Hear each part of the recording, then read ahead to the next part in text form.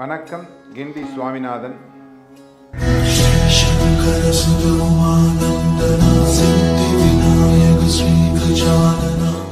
தஞ்சாவூருக்கு அருகாமையிலே திருவிழிமலை அப்படின்னு ஒரு ஊர் இருக்கு. இதுவும் கண் சம்பந்தமான வியாதிகளை குணப்படுத்தக்கூடிய ஒரு திருக்கோயில். சிவபூஜை அப்படிங்கிறது நம்முடைய முன்னோர்கள் நமக்காக விட்டு சென்ற மிக அரிய ஒரு இறை வழிபாடு. இந்த வழிபாடு அப்படிங்கிறது எப்படின்னா 2 விதமாக சொல்லி இருக்கிறார்கள். ஆத்மார்த்த பூஜை, பரார்த்த பூஜை.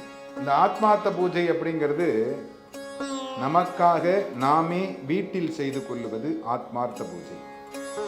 பரார்த்த பூஜை மக்களுக்காக, நாட்டிற்காக, இந்த ஊருக்காக பொதுவாக இருக்கக்கூடிய சிவ ஆலயத்திலே முறையான அந்தணர்களை கொண்டு, சிவ பிராமணர்களை கொண்டு பூஜைகள் செய்து வழிபாடு செய்வது. அப்பொழுது தேவாரங்கள், திருவாசகங்கள் இதையெல்லாம் ஓதுவது அப்படின்னு வச்சிருக்கிறார். இந்த சிவபூஜை அப்படிங்கிறது நிறைய இடங்களில் மாறுபடுகிறது.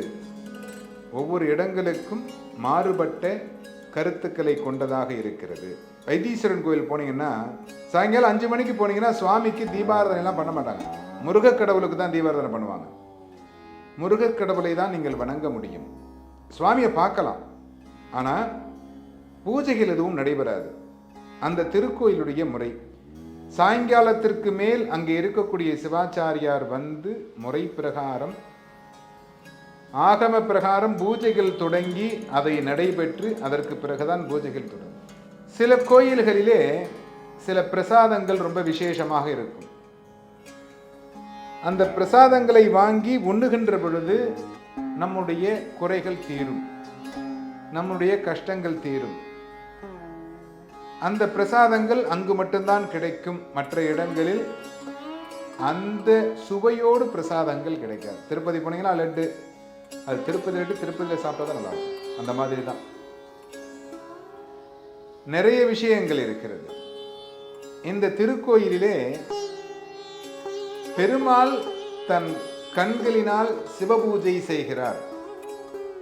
அப்படி கண்களினால் சிவபூஜை செய்ததனால் தினம்தோறும் அங்கே தாமரை மலர்களினால் சிவபெருமானுக்கு பூஜை நடைபெறும். கண் சம்பந்தமான வியாதிகளை குணப்படுத்தக்கூடிய சிவபெருமானாக அருள்பாலித்துக் கொண்டிருக்கிறார். கண்ணப்ப நாயனாருடைய கதை உங்களுக்கு தெரியும்.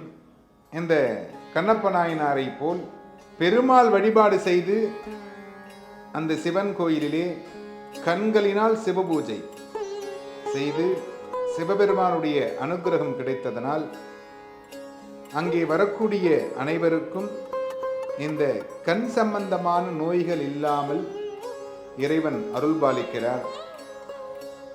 இது தஞ்சாவூருக்கு அருகாமையிலே இருக்கக்கூடிய ஒரு திருக்கோவில்.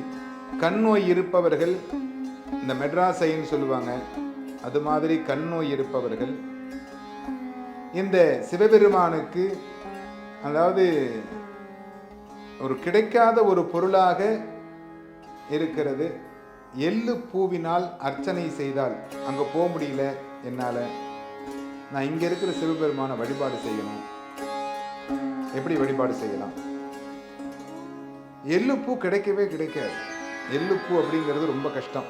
அது சித்திரை மாதங்களிலே, வறட்சியான காலங்களிலே தான் இந்த எள்ளுப்பூ கிடைக்கும். அதுவும் எள்ளு செடி போட்டிருக்கணும், போட்டிருந்தா தான் எள்ளுப்பூ கிடைக்கும். வெள்ளை இருக்கும், தும்பப்பூ மாதிரி. இந்த எள்ளு பூவினால் சிவபெருமானுக்கு நீங்கள் அர்ச்சனை செய்தீர்களே ஆனால் ஒரு 10 பூ கிடைச்சா கூட போதும். மீதியெல்லாம் வந்து நீங்க நந்தியாவட்டை பூ வச்சுக்கணும்.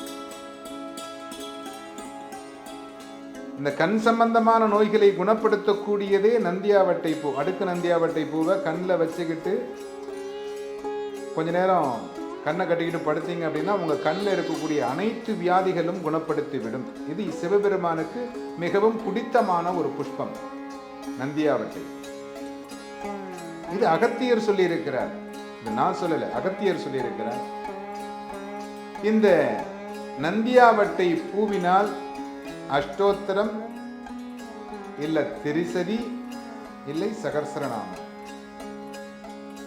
அஷ்டோத்தரம் அப்படிங்கிறது 108, சகஸ்ரநாமம்ங்கிறது 1008, 325ங்கிறது இந்த திரிசதி.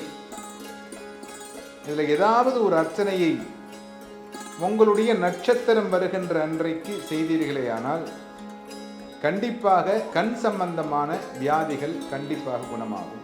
மருத்துவமனைக்கு செல்லாமல் உங்களுடைய கண் நோய்களை குணப்படுத்திக் கொள்ளலாம். இந்த கண் என்பது மிக முக்கியமானது. அதற்காக இறைவனை பிரார்த்தனை செய்து கொள்ளுங்கள். சிவோகம் சிவோகம் சிவோகம் இது பாவையேது என்று சிவபெருமானை வழிபாடு செய்து நீங்களே சிவனாக மாறி உங்களுடைய தெய்வங்களை வழிபாடு செய்து இன்புற்று இருக்க வேண்டும் என்று பிரார்த்திக்கிறேன்.